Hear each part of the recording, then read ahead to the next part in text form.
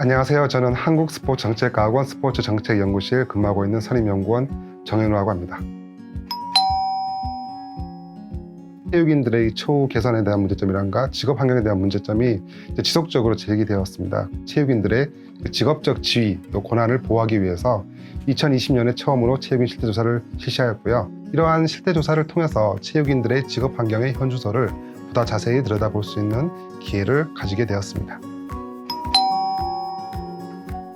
고용 형태에 있어서 체육인 중에 선수의 43%, 지도자의 37%가 1년 이하의 계약을 하고 있는 임시직으로 나타났습니다. 체육인의 특성상 80% 이상의 체육인들이 비정규직으로 근무하고 있었습니다. 재계약에 어려움을 겪고 있다라고 응답한 선수와 지도자도 각각 17%와 14%로 나타났고, 퇴직금이나 수당을 못 받는다던가 임금을 늦게 받는 그런 임금 관련 불이익을 당한 선수와 지도자도 각각 13%와 15%로 조사되었습니다. 특히 체육인 10명 중 1명은 인권 침해 경험이 있다고 응답을 하였고요. 평균 임금을 보았을 때 선수는 약 3,800만 원, 지도자는 2,700만 원으로 나타났는데, 문제점은 같은 팀에서의 선수 지도자가 임금 격차가 크다는 점, 그리고 학교 운동부 지도자와 생활체육 지도자의 임금이 상대적으로 낮다는 점을 알 수 있었습니다. 이러한 점을 종합해 볼 때 체육인은 다른 직업군에 비해서 상대적으로 직업의 안전성이 낮은 편이었고, 특히 주 52시간이나 근로계약의 내용에 대해서 모르고 있다고 응답한 체육인이 30%가 넘는 점을 보았을 때 앞으로 이에 대한 안내와 교육이 필요하다는 점을 알 수 있었습니다. 전반적인 근무제에 대한 만족도는 50% 초중반으로 아주 낮은 편은 아닙니다. 즉, 체육인이 본인이 선수 또는 직업 지도자의 지위를 가졌을 때는 어느 정도 만족을 하지만, 사실 직업을 가지고 나서 그 안에서의 생활 환경, 자율성이라던가 근무 시간이라던가 그리고 임금, 고용의 안정성에 대해서는 그 만족도가 상당히 낮은 걸로 조사되었습니다.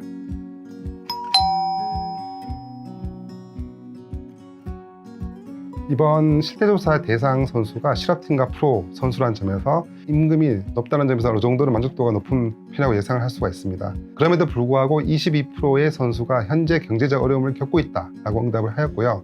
같은 실업팀 안에서도 연봉이 5천만 원 이상인 선수가 28%인 반면에 2천만 원 이하인 선수도 18%로 나타나서 같은 팀에서의 선수 간 임금 편차가 상당히 크다는 것을 알 수가 있었습니다.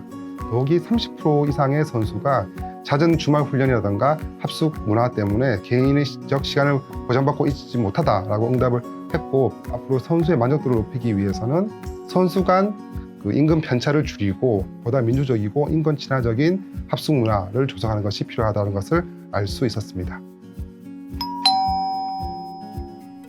그러니까 선수를 대상으로 예상 은퇴 시기와 그리고 희망 은퇴 시기를 물었을 때, 예상 은퇴 시기는 약 34세, 희망 은퇴 시기는 35세로 나타났습니다. 체육인들 중에서 선수 같은 경우에 30대 중반에 직업 전환이 필요하다는 것을 저희가 알 수가 있고요. 은퇴 후에 직업 진로를 결정했느냐라는 질문에서 선수의 60% 그리고 지도자의 70%가 아직 진로를 결정하지 못했다라고 응답을 하였고, 실제로 자격증 획득과 같이 진로를 준비하고 있느냐라는 진로 준비도에 있어서도 선수의 55%, 지도자의 39%만이 진로를 준비하고 있다라고 응답을 하였습니다.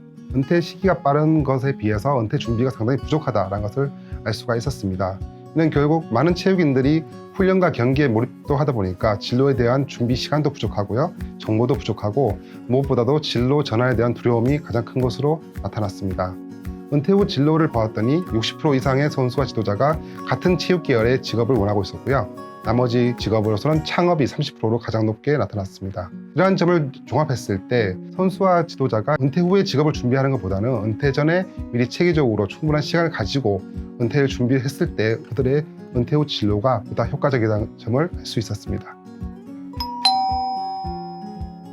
실태조사를 종합적으로 봤을 때 무엇보다 가장 중요한 것은 체육인 복지를 증진하기 위한 법안을 입법을 하는 것과 표준화된 계약서를 통해서 보다 민주적이고 그리고 공정한 그런 대우를 받을 수 있는 환경을 조성하는 것이 가장 중요하다고 결론을 내렸고요. 다행히도 최근 7월 달에 체육인 복지 법안이 통과되어서 이제 체육인 복지 정책을 수립하고, 그리고 매년 체육인 실태에 대해서 조사할 수 있는 그런 제도적인 기반이 마련되었다는 점은 상당히 고무적입니다. 또한 실업팀과 프로팀 선수를 위한 표준 근로계약서가 현재 마련된 상태입니다. 이러한 점을 기초로 하여서 이제는 일반적인 지도자 그리고 생활체육 지도자에 대한 표준 근로계약서 마련이 필요하고, 그리고 인권 친화적인 그런 직업 환경을 개선하기 위한 노력을 지속적으로 깨할 필요가 있습니다. 마지막으로 현재 기존의 체육인 복지 방식은 체육인 취약층에 대한 일정적인 금전적인 지원이 좀 중점이 된 소극적인 복지가 중점을 이루던데요.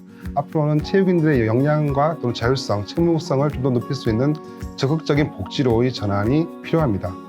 이를 위해서는 무엇보다 학생 선수 때부터 학업과 운동을 병행할 수 있고 정상적인 학교 생활을 통해서 그들의 자율성과 그리고 창의성 그리고 기본적인 학습 능력을 확보를 할 수 있는 그런 기반을 마련해야 하고, 또한 은퇴 전부터 보다 체계적인 진로 교육, 또 진로 서비스를 선수와 지도자에게 제공하여 그들이 은퇴 후에도 체육 전문인으로서 사회에 기여하고 그리고 본인 스스로도 자립하고 독립할 수 있는 여건을 마련해 주는 것이 체육인 복지를 위한 가장 중요한 단초라 볼 수 있습니다.